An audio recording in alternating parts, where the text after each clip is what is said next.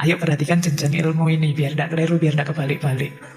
Kenapa tidak kebalik-balik? Ada orang yang harusnya mematangkan diri dulu di kadunyan, tapi dicucuk tiba-tiba masuk ke kasampurnan. Efeknya apa? Akhirnya spiritualitas yang tinggi dipakai untuk jalan memenuhi kebutuhan hidup yang rendah. Mari kita dengar penjelasan dari Pak Faiz berikut ini. Kehendak, nafas, daya dorong, kemauan, keinginan. Jangan dikira ini tidak penting. Tidak ada keinginan, tidak ada karso, dunia ini mandek. Setinggi apapun ilmu, tapi kalau tidak punya keinginan apa-apa, ya dunia tidak akan berputar. Ini yang menggerakkan tindakan kita, pilihan kita. Dalam karsolah nanti kita pertemukan cipta, rasa, dan rogo. Jadi kita wujudkan dalam keseharian.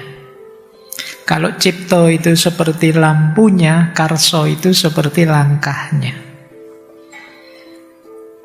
Jadi kehendak atau nafas, istilahnya karso. Dan nanti yang paling dalam sukmo. Sukmo itu roh, dimensi paling halus, paling dalam, percikan cahaya ilahi dalam diri manusia. Sukmo inilah nanti yang akan pulang kembali kepada Tuhan. Harus kita jaga agar selalu dalam kondisi mutmainnah. Sukmo inilah nanti yang akan bersaksi seperti apa hidup kita di dunia di hadapan Allah. Bagaimana cara kita mengelola rogo, rasa, cipta, dan karso. Itulah sukmo. Ini lapisan paling dalam. Berhubungan dengan keluhuran, kesucian, kesempurnaan hidup. Kalau sudah mulai masuk ke sini, nanti orang Jawa menyebutnya ilmu kasampurnan. Sudah mulai masuk dimensi kesempurnaan. Kalau di Jawa itu kan ilmu ada levelingnya. Ada ilmu itu kanoman. Ada ilmu naik sedikit namanya kanuragan. Di atas kanuragan ada kadunyan. Di atas kadunyan ada kasepuan. Dan yang paling tinggi adalah kasampurnan.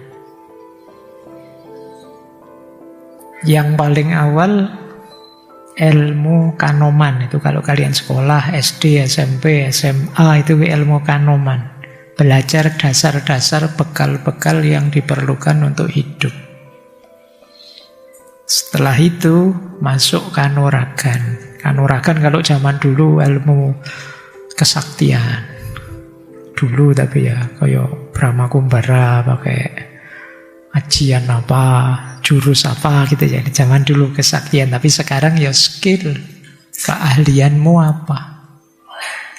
Nah, anak-anak kuliah itu sudah mulai masuk kanuragan, menggembleng dirimu di keahlian tertentu. Nah, belajar filsafat itu ya bagian dari kanuragan. Kalian mencari kesaktianmu dari filsafat. Nanti ada yang mencari kesaktiannya dari fisika, dari matematika, dari biologi. Itu namanya kanuragan. Nanti satu level lebih tinggi ada ilmu kadunyan. Ilmu kadunyan ini ya ilmu hidup. Gimana caranya bermasyarakat, gimana caranya berumah tangga, gimana caranya jadi ayah yang baik, gimana caranya kalau pas jadi RT ya jadi RT yang baik, jadi lurah yang baik. Ini ilmu keduniaan, tata dunia, ekonomi, politik yang kita praktekkan langsung itu kadunyan. Keuangan itu juga kadunyan. Nah, naik satu level lagi ada kasepuhan. Kalau ini sudah mulai dalam, mulai olah batin. Tasawuf itu mulai kasepuhan. Mulai noto hati, biar tidak sombong, biar tidak iri, biar tidak pamrih, dan lain sebagainya. Itu mulai kasepuhan. Kalau sudah mulai mempertimbangkan itu, ya kita sudah ada di kasepuhan. Dan pada puncaknya kasampurnan. Itu ketika sudah sama sekali meninggalkan dunia, hidup dengan orientasi ilahiyah saja. Ini ilmu kemakrifatan. Saya tidak tahu teman-teman ada di mana, tapi paling tidak yang mahasiswa ya sedang menempuh jalur kanuragan. Mungkin sebentar lagi kadunyan. Semoga tidak kebalik ya. Nanti ada orang yang harusnya sudah kasepuhan tapi masih sibuk di kanoman. Masih belum bisa cara dasar-dasar hidup yang baik. Ayo perhatikan jenjang ilmu ini biar tidak keliru, biar tidak kebalik-balik.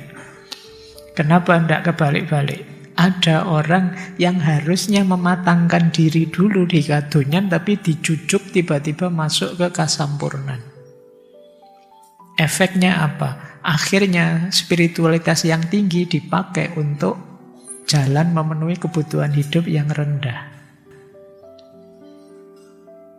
Jadi akhirnya ya terus jualan tasawuf atau mengkomodifikasi agama, istilah kita selama ini, yaitu karena kalian yang di bawah belum beres, sudah tiba-tiba jujuk yang atas. Baik, yo nanti dipikir sendiri saya seperti apa, levelingnya bagaimana selama ini saya mengelola diri bagian dalam, lapisan-lapisan diri manusia. Jadi makna pertamanya ini, manusia itu kompleks. Kita punya rogo, punya rasa, punya cipta, punya karsa, punya sukmo. Kamu membaca, memvaluasi orang itu melihat apanya. Kalau hanya dilihat dari gejala luarnya kurang dalam. Bukan berarti tidak boleh, tapi sadari bahwa pemahamanmu tentang dia itu hanya sebagian kecil kesanmu tentang dirinya. Baik. Makna pertama itu. Makna kedua, jadi makna janmo tan keno kiniro adalah tidak ada kebenaran tunggal tentang manusia. Manusia itu bisa baik di satu situasi, tapi di situasi yang lain jelek. Atau baik sekarang, kemarin tidak. Atau besok bisa berubah. Itu manusia. Ada anak yang kalau di kampus pinter luar biasa, tapi sosialnya jelek. Tidak bisa bermasyarakat. Ada anak yang luas sekali di masyarakat, tapi begitu masuk kelas, ujian tolah-toleh dia. Itu manusia. Jadi tidak ada manusia yang sempurna di semua dimensinya. Selalu ada kurangnya. Maka penilaian kita tentang seseorang, kalau itu mutlak absolut, pasti reduktif. Kalau itu kita patenkan, pasti kita sedang memotong dia dengan kacamata kita.